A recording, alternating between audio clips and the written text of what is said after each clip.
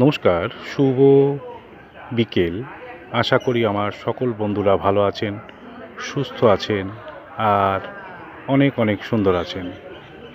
এটি হচ্ছে হালিশহরের ঐতিহাসিক পুরনো এক মন্দির, যা হালিশহরবাসীর কাছে খুব মূল্যবান সাধক শ্রী রামপ্রসাদ সেনের মন্দির। আপনারা দর্শন করুন, যা বিগত ৫০০ বছর ধরে এই হালিশহরবাসীর কাছে পুজো হয়ে আসছে। এই সেই সাধক রামপ্রসাদ সেন, যিনি শ্যামা সঙ্গীতের মাধ্যমে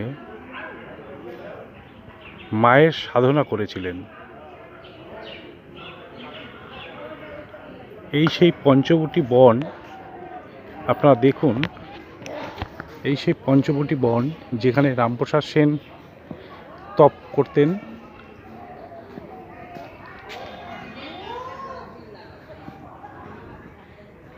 এই সেই মায়ের মন্দির, মায়ের